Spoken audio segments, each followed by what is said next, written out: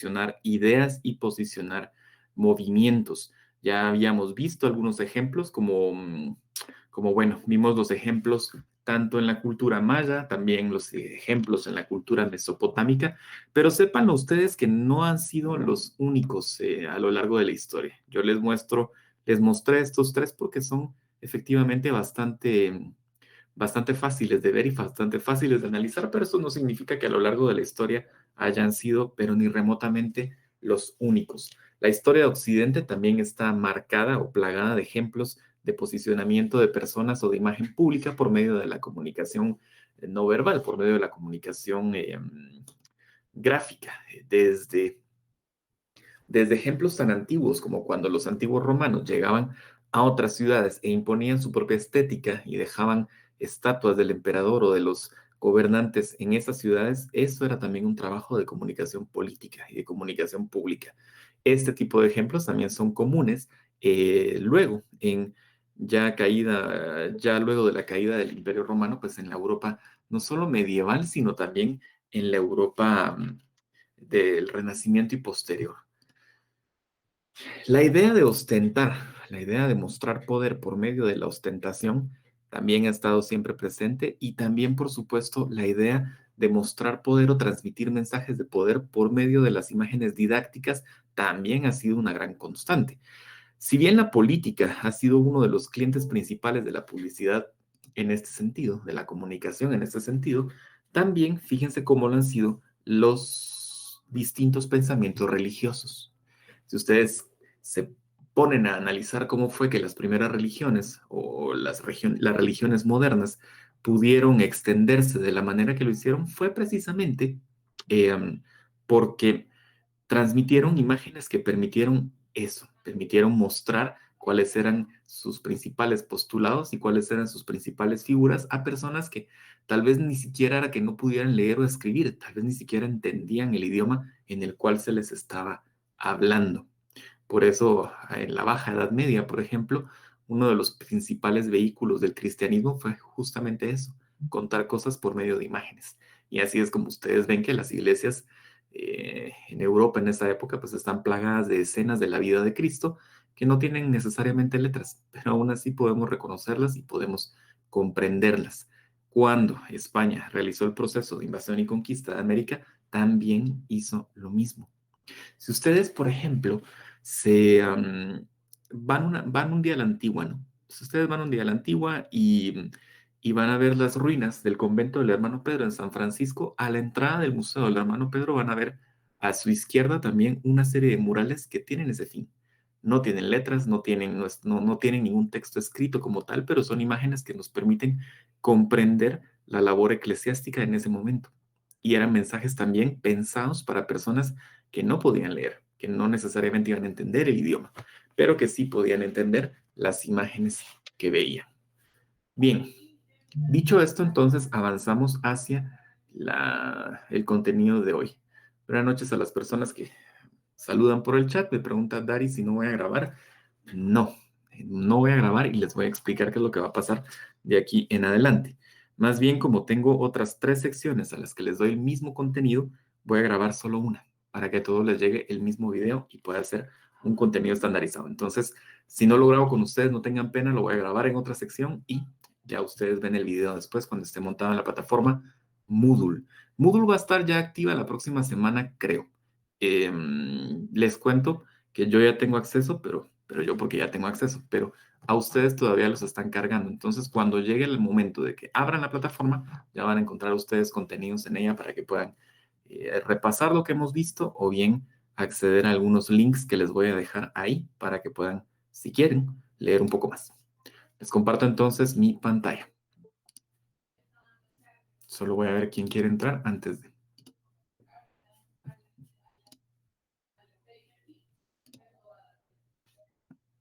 Muy bien.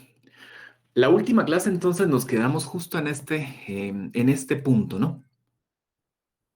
Estábamos viendo, por un lado, a Surbanipal, el rey de Nínive, rey de los asirios, que en su palacio en Nínive tenía este tipo de imágenes y habíamos dicho que la forma de representar al animal, tanto al león como a la leona que agoniza, es magistral. y por ende entonces podemos intuir que la figura de Asurbanipal es adrede de esta manera y que esa es una forma de comunicación. Ok, pero en el punto, al hablar de la escritura, también tenemos que dejar siempre muy claro que nosotros nos debemos al idioma que podemos hablar y escribir. Cuando hablamos del lenguaje, siempre decimos que es un lenguaje que se articula por lo menos dos veces. Pero ¿en qué momento nace el lenguaje como tal? Nace inicialmente en el cerebro humano. Y en el momento en el que el cerebro toma autoconciencia de él mismo, la mente toma conciencia de sí misma, es cuando articula por primera vez el proceso del lenguaje. Nos hablamos. Pero además lo articulamos una segunda vez, le damos una siguiente fase, y es que podemos comunicarnos con otras personas. No solo pensamos en un idioma, sino también nos expresamos en ese idioma. Pero además, el lenguaje que nosotros utilizamos tiene una segunda articulación, una segunda fase externa del cuerpo y es la escritura. El lenguaje surge así. Lo pensamos, lo decimos, lo escribimos. Así es como funciona el español, pero cuéntenme ustedes, o mejor se los cuento yo. ¿De dónde proviene el español? El español no es ni por asomo una de las lenguas más antiguas que existen en el mundo. Cuéntenme ustedes, tal vez alguno de los que están por ahí tal vez no con su cámara prendida, pero alguien que quiera encender el micrófono. Díganme ustedes, ¿cuántos años tiene el español? Ya dijimos que la lengua hablada somos capaces de hablar desde más o menos bastantes miles de años atrás, ¿no?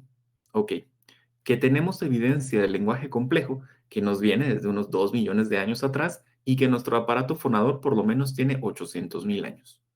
Pero el español, ¿cuándo comienza? ¿En qué momento empieza?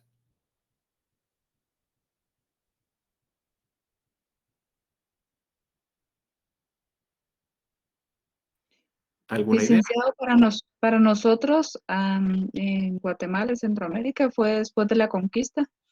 Muy bien, Lidia, ¿cuántos años tenemos de haber sido invadidos por España?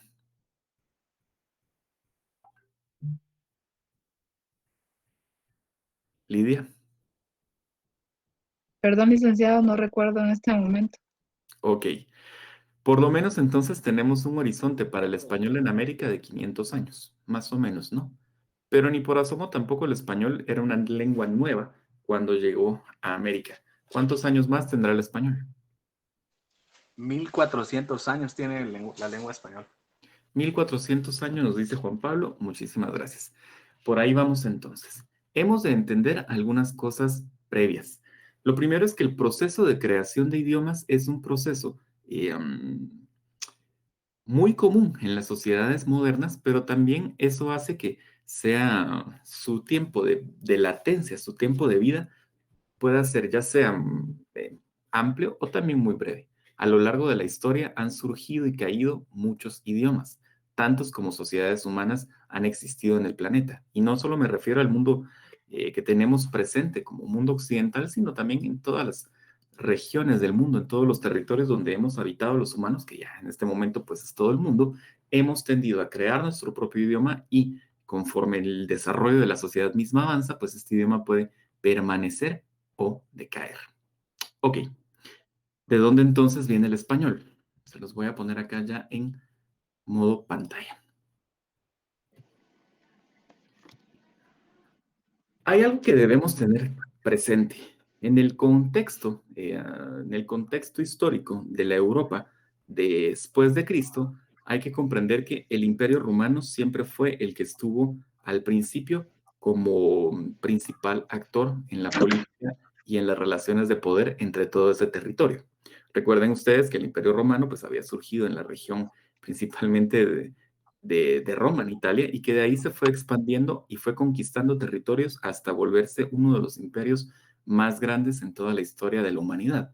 Tenía territorios que iban, por supuesto, por toda Europa, pero también territorios que estaban presentes también en el norte de África, también tenía presencia en el actual Reino Unido y también en la puerta, ya en la puerta de lo que hoy vamos a entender como la Eurasia.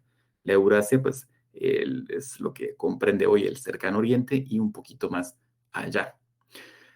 No obstante, imagínense ustedes, un imperio tan grande, con formas de comunicación y de estar en contacto tan de la época que no eran tan inmediatas como la nuestra, pues obviamente necesita de una gestión muy bien organizada.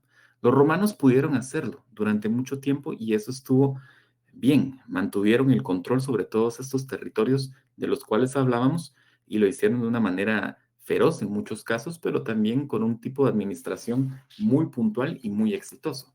No obstante, pues como todo imperio, eventualmente pierde poder y cae. El imperio romano cayó más o menos hacia el siglo V de nuestra era a manos de lo que los romanos llamaban los bárbaros, ¿no? Pero nótese bien también el relato único también en esa expresión. Se les decía bárbaros, pero en realidad no lo eran tanto. Venían de las regiones de las Galias y las Sajonias, lo que hoy es Francia y Alemania, y al final terminaron conquistando Roma.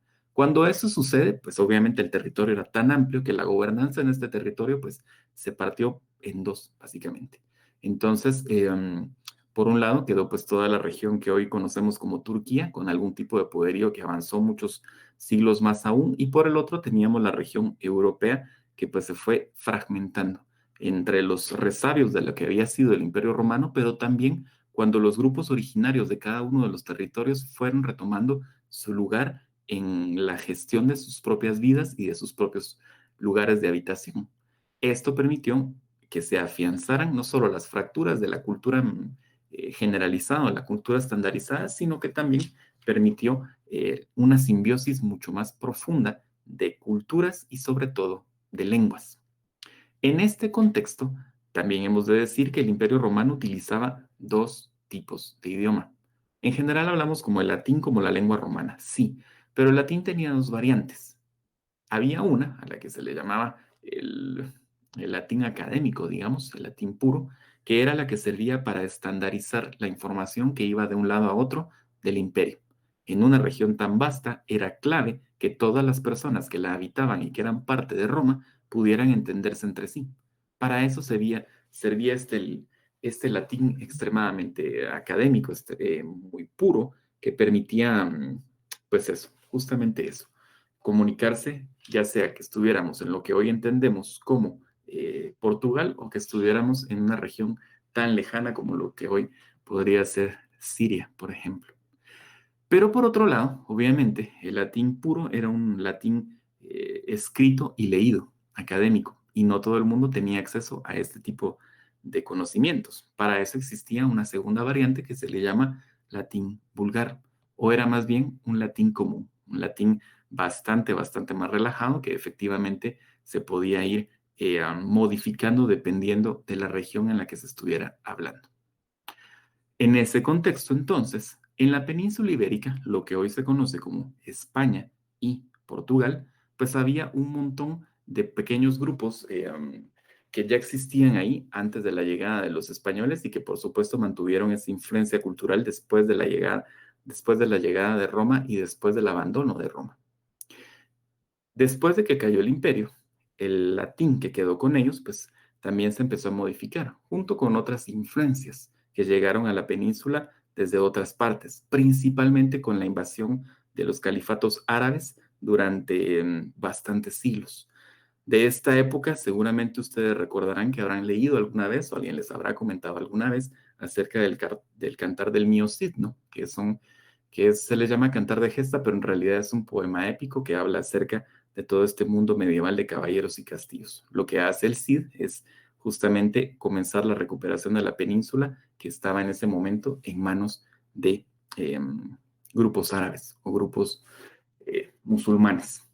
Bien, todo este contexto de lenguas que estaban antes, del latín que se impuso y del árabe que también se impuso, generó un caldo de cultivo, lo que hoy entenderíamos como un gran caldo de cultivo lingüístico que dio paso a lo que vamos a conocer después como idioma español. No fue lo único que sucedió, por supuesto en cada una de las regiones europeas se fue dando el mismo fenómeno y surgen varias lenguas que se van a conocer como lenguas romances. Son hijas del latín, pero por supuesto hijas del latín mezcladas con los propios idiomas que estaban preexistentes en cada una de las regiones.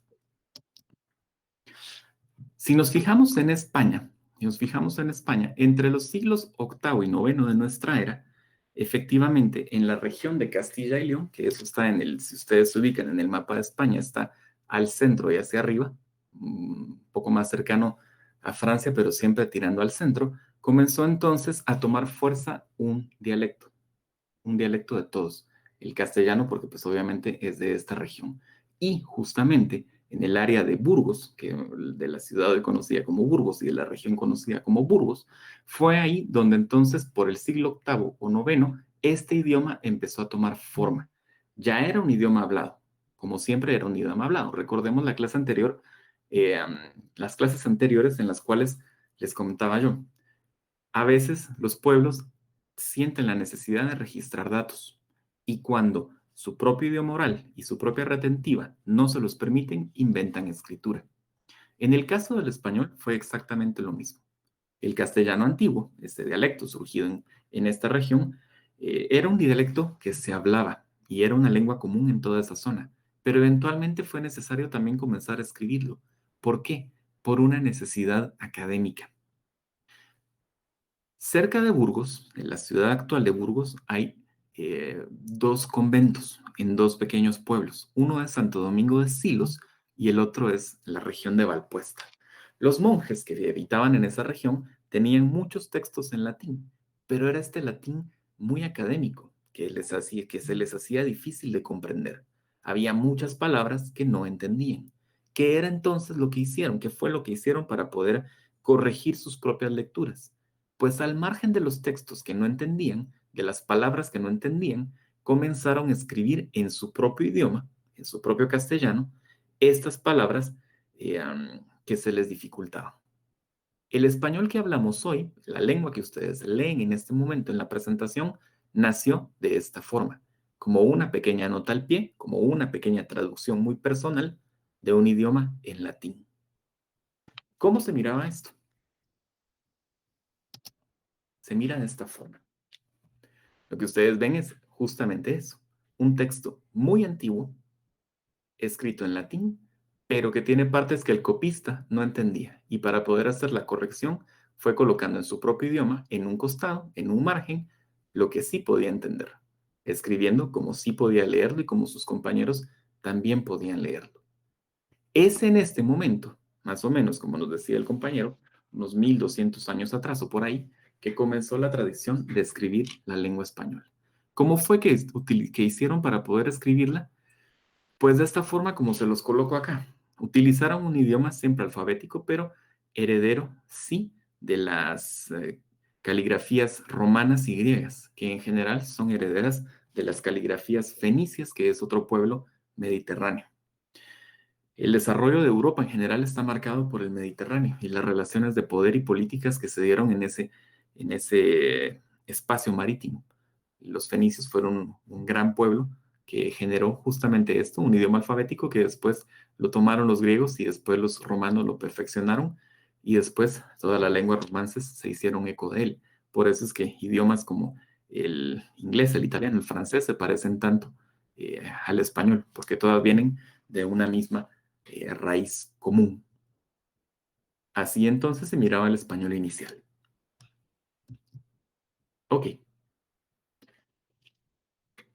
¿Cuándo fue entonces que oficializamos el español? ¿Cuándo fue que comenzamos a hablar español como tal?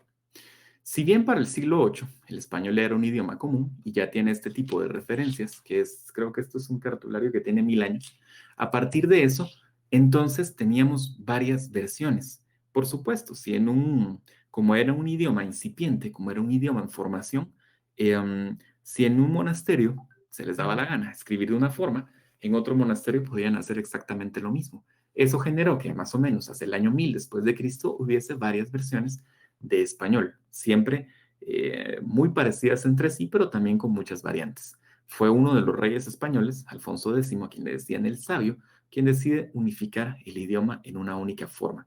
¿Cómo lo hizo? ¿Cómo lo hizo? Pues lo hizo generando textos, lo hizo imprimiendo no, lo hizo mandando a hacer distintos textos escritos en una sola lengua estándar, en un solo español estándar. Es famoso, por ejemplo, les hablaba del Mío Cid hace unos minutos, es famosa la versión del Mío Cid de Alfonso X el Sabio, porque es considerado uno de los primeros textos formales medianamente masivos, escrito en una lengua unificada, en un español estandarizado. Y a partir de ahí no lo dejamos nunca más. Por lo menos tenemos oficialmente 1000 años de utilizar este idioma. No obstante, pasaron muchos siglos todavía antes de tener normas. Sucede un poco, es un poco similar a lo que le sucede a las personas con el derecho también. Eh, Todos podemos entender la lengua oral porque es un medio común en el cual nos comunicamos y porque más o menos todos estamos en la misma sintonía. Pero llega un momento en el que también necesitamos normas porque tenemos discrepancias en la forma de hablar o de escribir que necesitan sí de una guía que nos permita hacer algún tipo de normativa y que nos diga qué hacer cuando tenemos dudas. El español también lo necesitó, pero tan tarde como en 1492, casi 500 años después de su oficialización y bastantes siglos después de su surgimiento. Fue un español también llamado Antonio de Nebrija quien publicó la primera gramática del español. Esto empató justo con lo que nos decía la compañera hace un momento, con la llegada de los españoles a América. Y esto generó otro proceso completamente. Vean bien cómo la historia termina siendo cíclica y cómo se va repitiendo. Los romanos tenían su propio idioma y llegaron y conquistaron distintas regiones. Y a donde llegaron llevaron su idioma, pero este idioma terminó mezclándose con los idiomas que ya estaban en esas regiones y derivó en nuevas formas del latín mismo. ¿Qué hizo el español? Pues es exactamente lo mismo. Los españoles tenían su propio idioma, pero cuando llegan e invaden América se topan con que aquí también había idiomas. Entonces, el uso del español se oficializó, pero obviamente con una mezcla muy profunda con los idiomas que estaban ya en este continente en uso. Dato al pie. Que jamás les digan a ustedes que los idiomas mayas, por ejemplo, son dialectos o lenguas en forma despectiva. Claro que no. Ya ustedes vieron en la sesión anterior que la escritura maya es tan compleja y tan capaz de escribir cualquier cosa como el español mismo. Entonces, no es que el español fuera una vía de salida comunicativa en América, para nada. Aquí la gente ya escribía, ya leía y ya se comunicaba en su propio idioma. Lo que tuvo que hacer por imposición fue mezclarla con este idioma nuevo que les estaba llegando desde una parte de un mundo que ni siquiera sabían que estaba aquí. ¿Qué pasó? Entonces, esto generó que en cada una de las regiones, pónganse a pensar, América es un territorio muy grande, muy vasto, con muchas poblaciones humanas. Están los pueblos taínos, por ejemplo, en el Caribe, están las regiones mayas en Guatemala, están los pueblos mexicas en el centro de México, están los pueblos otomís en el norte de México, y si nos vamos más para abajo empezamos a encontrar distintos pueblos humanos, como creo que los chibchas todavía estaban activos en Colombia en ese momento, las regiones andinas también. Cada uno de estos grupos tenía su propio idioma y al llegar al español tuvieron que adaptarlo.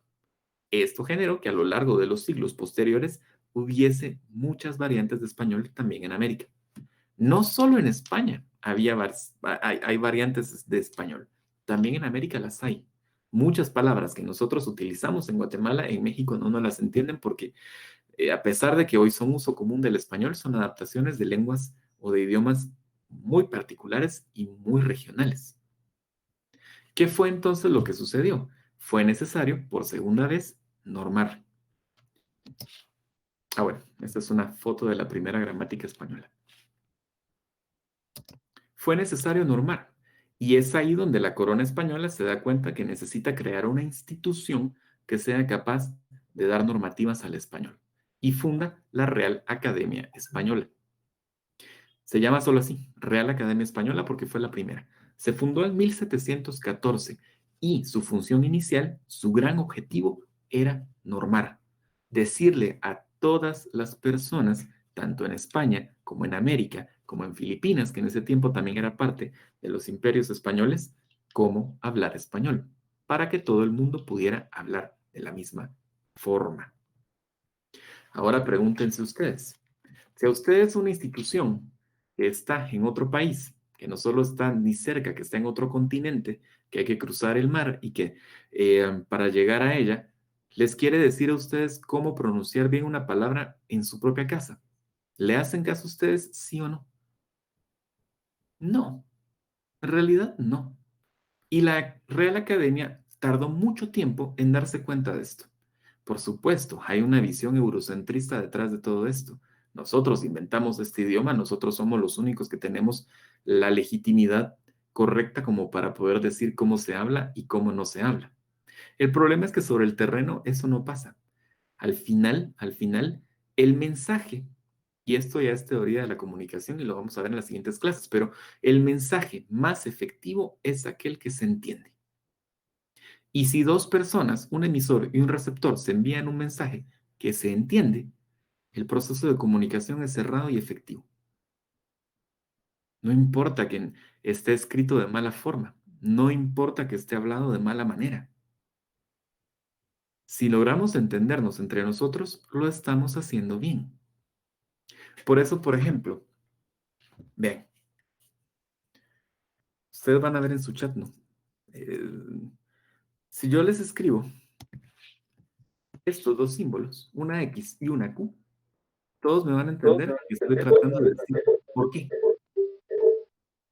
Porque ha sido una convención común en el que grupos de hablantes han convenido de manera colectiva que esa X y esa Q efectivamente se pueden leer como por qué. Quitémosle la X, solo pongamos una Q y un apóstrofe. Lo hacemos ahora, porque el mismo uso que le damos al idioma nos ha obligado a eso, y el mismo contexto en el cual vivimos, que es un contexto de inmediatez, también nos ha obligado a esto. Estas pequeñas abreviaciones de palabras comenzaron a aparecer cuando comenzamos a utilizar los teléfonos celulares de manera más formal para comunicarnos por la vía escrita. ¿Se acuerdan ustedes? Bueno, si todos son jóvenes, sí, pero seguramente, si todos son jóvenes, no sé qué tanto, pero si ya son ustedes como de la edad que tengo yo, seguramente todos recuerdan cuando tuvimos un primer celular y había que mandar mensajes y no había teclado, realmente. Había números y había que estar tecleando. Costaba tiempo, quitaba tiempo. Antes las compañías cobraban por caracteres los mensajes, ¿no? Entonces había que buscar la manera de hacerlos más pequeños. Comenzamos a utilizar la Q, comenzamos a utilizar el por qué. Y es este tipo de cosas las que van modificando los idiomas. Los idiomas están vivos solo gracias a sus hablantes y solo pueden mantenerse vivos en la medida en que puedan adaptarse a los cambios que el tiempo les propone o que las mismas comunidades de hablantes les proponen. Si el español se hubiera quedado como la Real Academia quería en 1714, ya en este momento no hablaríamos español. Hablaríamos cualquier otra cosa que nos fuera útil, menos una lengua estática que no nos funciona. Los idiomas así se mantienen. Y esos son los grandes retos que tiene el español de cara al futuro. ¿Por qué? Vean, al final del día, voy a volver a la presentación porque se las quité del modo pantalla. Al final del día, la academia terminó entendiendo esto. Primero terminó entendiendo que su poder real era muy pequeño, porque la gente eh, a la gente no se le podía poner camisas de fuerza al momento de decidir cómo utilizar el idioma, cómo no. Sobre todo por esa eficacia primaria de la comunicación en la que si yo envío un mensaje y colectivamente todos estamos conscientes de lo que significa, pues ¿quién dice lo contrario? Entonces, después de todos estos años, aprendió a entender la academia que su función más que normativa, que sí la tiene, por supuesto, pero en realidad es descriptiva. Solo sirve para ir principalmente registrando, es la palabra, registrando cómo es que el español es en los distintos momentos o en las distintas fases de la historia. Claro, siempre hay que tener una función normativa sobre la forma en la que utilizamos el español. Por supuesto que sí. ¿Por qué? Vean, si todos comenzamos a hablar como nos da la gana, en general, pues vamos a terminar produciendo un idioma nuevo. Eso es innegable y probablemente pase en algunas regiones y eso está bien. El problema es que el territorio en el cual se habla el español es muy amplio. No solo es América, es Europa, es buena parte de Estados Unidos.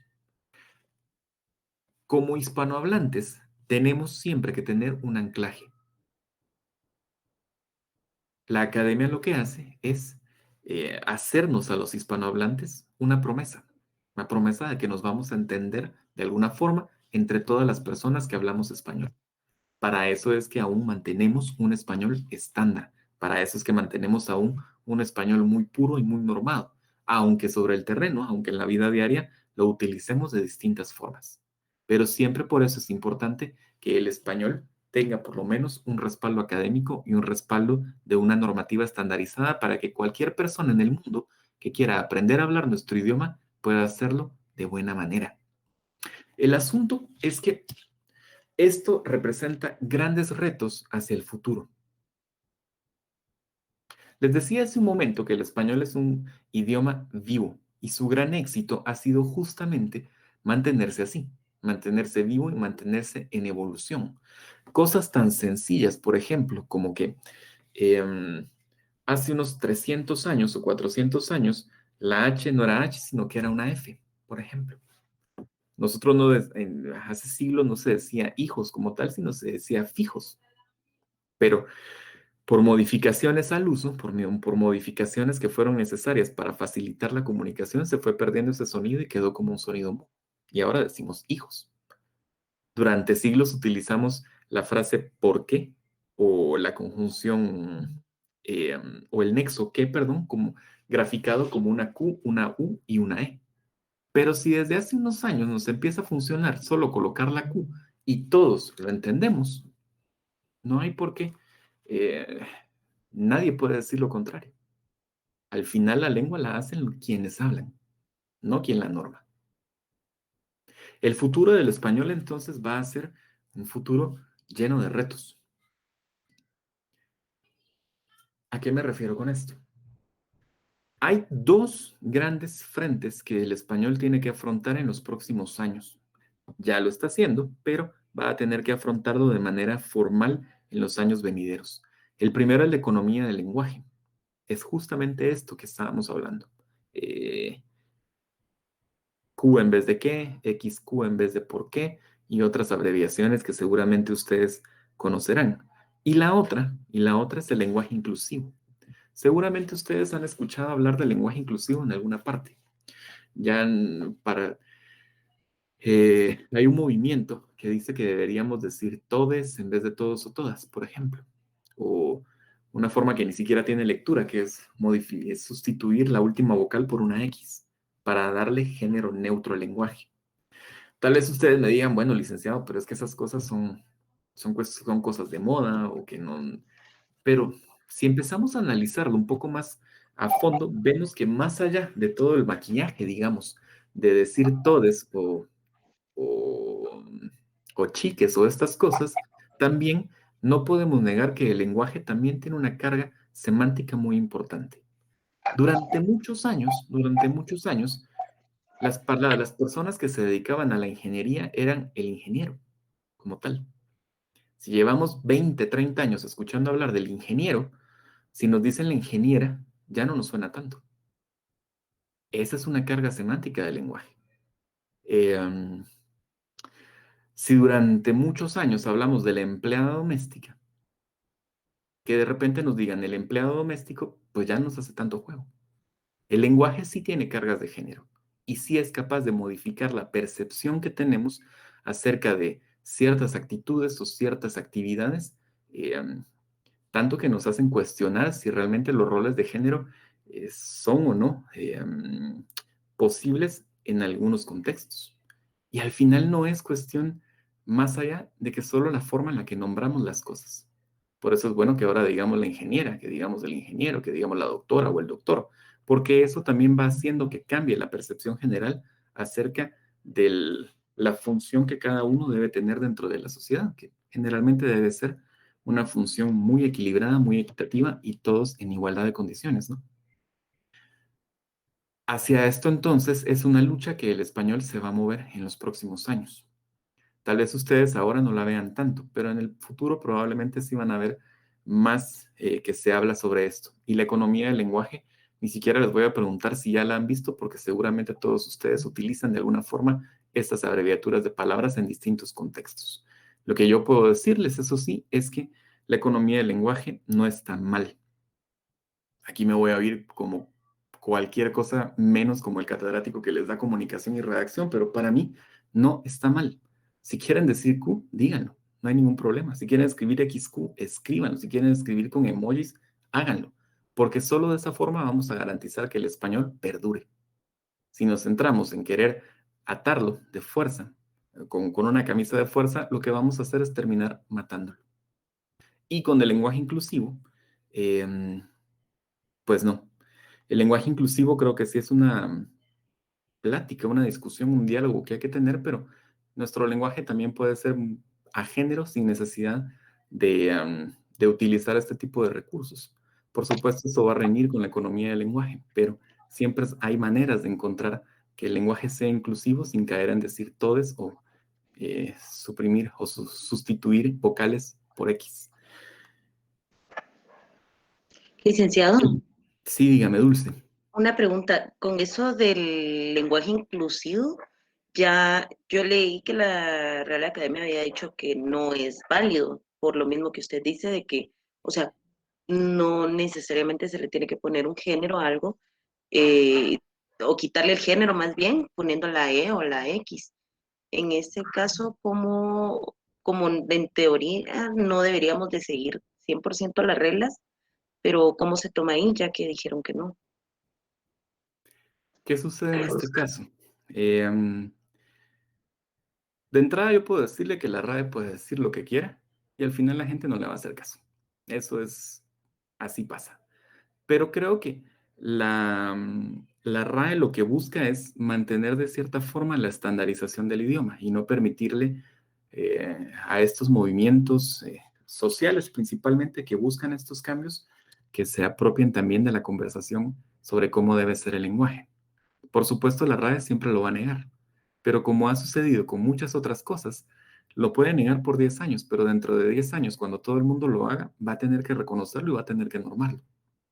Eso sí va a ser, por un lado. Segundo, la RAE sí tiene un punto conceptual o tiene un fundamento conceptual que es válido.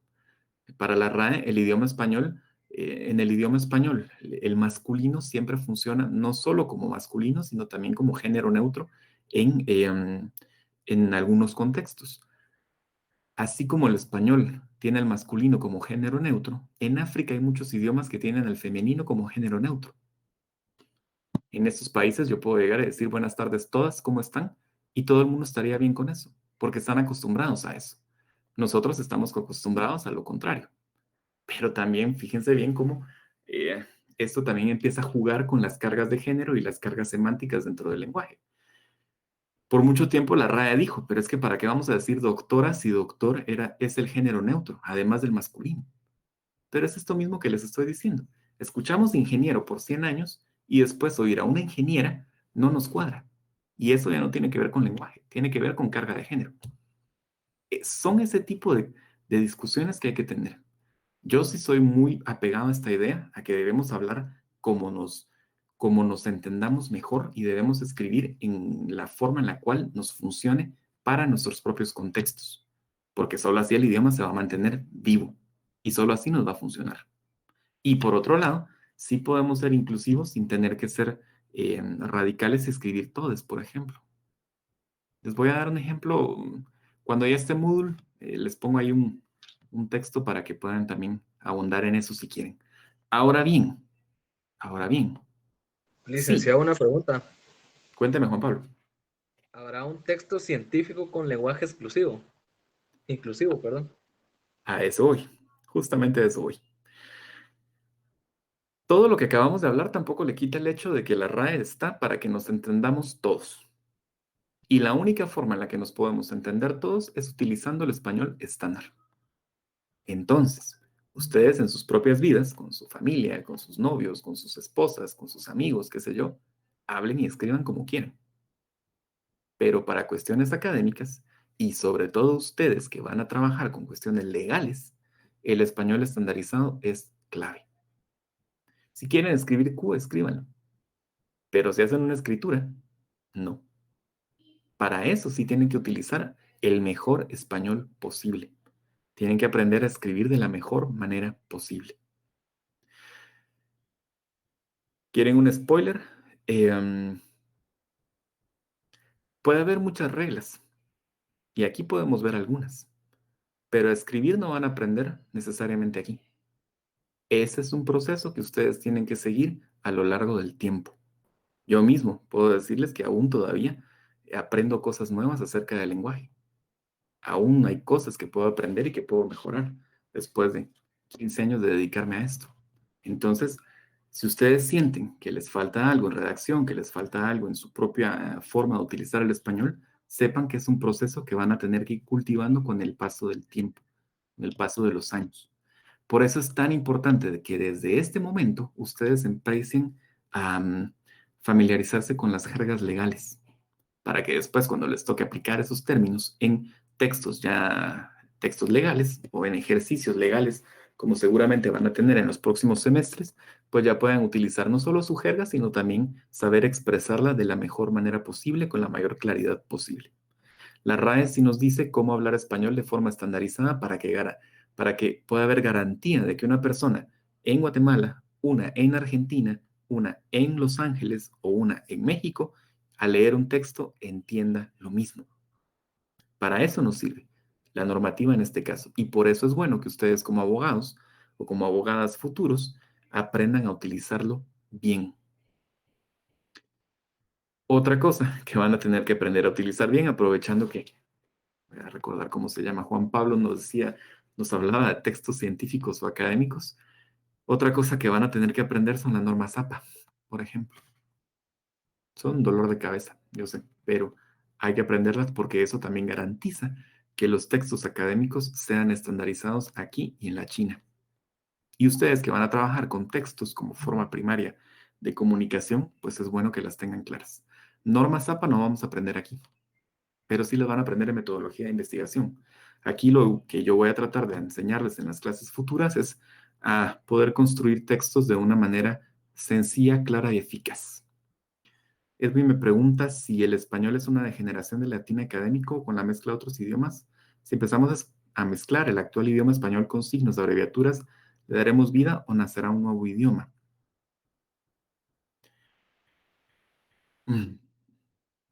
Yo honestamente creo que al final del día el español sí va a prevalecer, pero va a ser un español muy distinto, porque el mundo también va a ser muy distinto.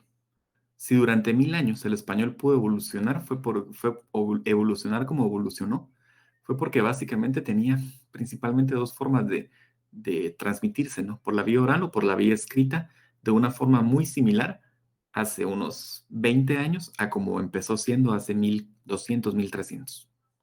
Con el cambio digital, las posibilidades son muchas más. A veces ya no escribimos, únicamente un emoji nos funciona para comunicar una idea, para comunicar una emoción.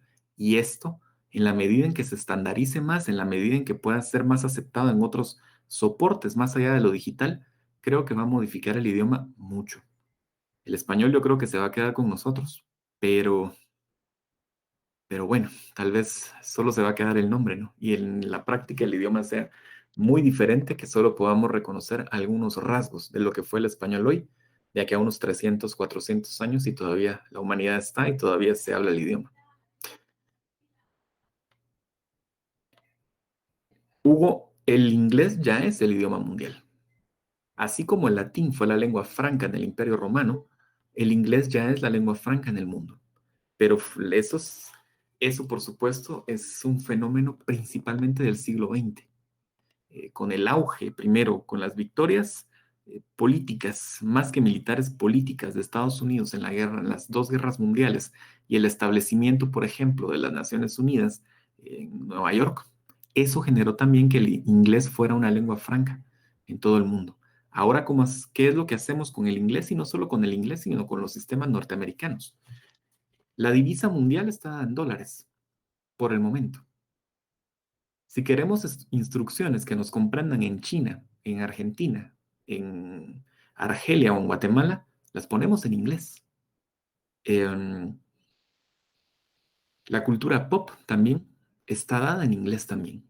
Vemos series estadounidenses, vemos películas de Hollywood. El inglés está presente en nuestra vida más de lo que, tal vez no más de lo que quisiéramos, pero tal vez sí más de lo que necesitamos.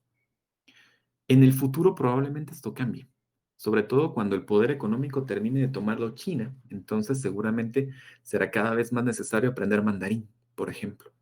Y ahora estamos asistiendo también al cambio al cambio en la divisa mundial.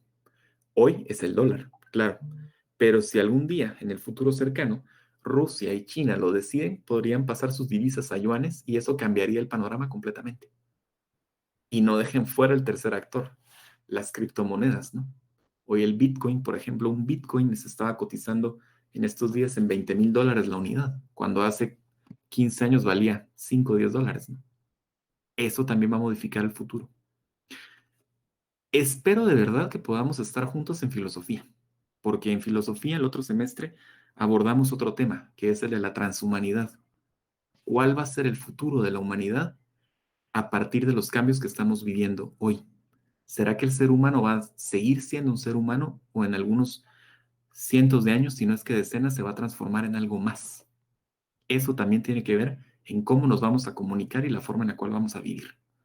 Bien. Denme ustedes, por favor, 5 minutos más y terminamos la presentación. Y ya los dejo que vayan a su siguiente clase. Ahora bien, entonces, bueno, lo que les decía ahora, ¿no? Tenemos que hacer la promesa de entendernos unos y otros y para eso necesitamos el español estándar, sobre todo ustedes que van a trabajar con leyes y documentos legales. Hay una cosa interesante, siempre se los digo y se los voy a reafirmar y se los voy a decir en las siguientes clases. Escribir bien es como jugar Tetris. Todos jugamos Tetris alguna vez y es este juego en el cual tenemos que ir encajando piezas para que formen líneas horizontales. Escribir es exactamente igual. Escribir bien requiere de probar, quitar, poner, agregar, volver a hacer, regresar al principio, hasta que todo encaje de manera perfecta o hasta que todo encaje de manera eficaz. Sobre esa idea vamos a hablar luego, pero me interesa que cerremos esta sesión con esto. ¿Cuándo fue entonces que empezamos a escribir leyes? ¿Cuándo comenzó a escribirse en piedra la ley? Hay varios ejemplos, pero desde el año 4000 a.C., en la región de Mesopotamia, que ya veíamos, que es la misma región de Asurbanipal y Naram-Sin, existe un ejemplo que se llama el Código de Ur-Nammu. El Código de Ur-Nammu, entre otra serie de normas, lo que nos introduce es el testimonio bajo juramento. Vean desde hace cuánto hablamos con la promesa de decir la verdad. Desde hace más o menos 4000 años en Mesopotamia. Luego de esto, ahí mismo, en Mesopotamia, un poquito después, se da el Código Hammurabi. El Código Hammurabi, alguna vez léanlo, búsquenlo y léanlo, porque es muy interesante de leer. ¿De qué nos habla esto? De la justicia retributiva. Si yo le hago algo a alguien, tengo que recibir algo en castigo. En la India, Licenciado, buenas tardes. Disculpe, sí, ¿podría repetir el nombre del código, claro, Código de por Hammurabi. favor? Muchas gracias. El Código de Hammurabi está expuesto en el Louvre también. Hay una estatua que lo tiene ahí impreso, pero lo pueden buscar en internet y lo pueden leer. En India estaba el Código Manu. El Código Manu es un poco más reciente, tiene 1300 años antes de Cristo, tiene como 3000 y algo de años. Pero esto, ¿qué es lo que hace? Lo que hace es pasar lo oral a lo escrito.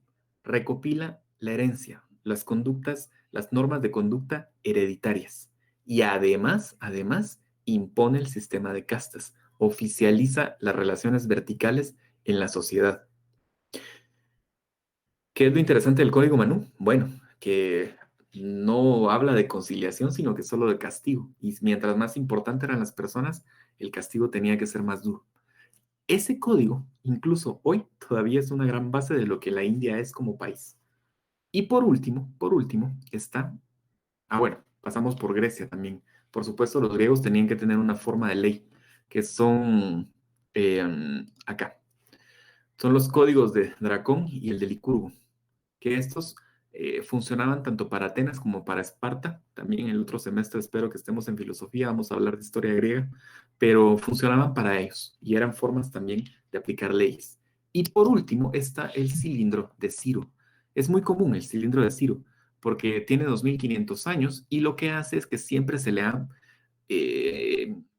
hecho fama como que es uno de los primeros tratados de derechos humanos, porque liberaba esclavos, liberaba el culto, proclamaba la igualdad racial en los distintos territorios donde Ciro, que también Ciro también es del Oriente Medio, también es de la tradición mesopotámica, todos los territorios que iba conquistando, pues iba colocando este sistema de leyes en las cuales pues, no había necesariamente esclavos, la gente podía creer en lo que quisiera creer, toda vez fuera parte del sistema, y también había igualdades raciales. Tal vez ustedes me digan, bueno, qué bueno era Ciro, ¿no? Pero también pónganse a pensar que Ciro, ante todo, no era un gran defensor de los derechos humanos per se. Ciro, ante todo, era un conquistador sanguinario y muy estratega. Al rato, todas estas leyes, más que por liberar gente, le servían para que hubiera más personas que tributaran, por ejemplo. Y era una forma de acomodar las leyes y las normas para su propio beneficio, para el beneficio de su imperio. Pero sea como sea, igual ahí está. Y es uno de los primeros tratados que habla acerca de la igualdad racial y de la no existencia de esclavos y de la permisividad para tener el culto que querramos tener. Ok, esos son los ejemplos más antiguos en los cuales podemos fijar la escritura de leyes y cuando empezamos como sociedades a normar. Vean qué curioso es que la región mesopotámica es la que tiene los ejemplos más antiguos y fue también una de las primeras que se organizó en ciudades y que tuvo relaciones administrativas como sociedad. Vale, por aquí nos quedamos entonces hoy. La próxima terminamos la parte histórica ya y la próxima clase, la próxima semana, comenzamos a hablar de comunicación en entornos contemporáneos, digitales y políticos. Nos vemos entonces en la otra clase. Gracias. Muchísimas gracias, licenciado. Gracias, licenciado. Feliz noche.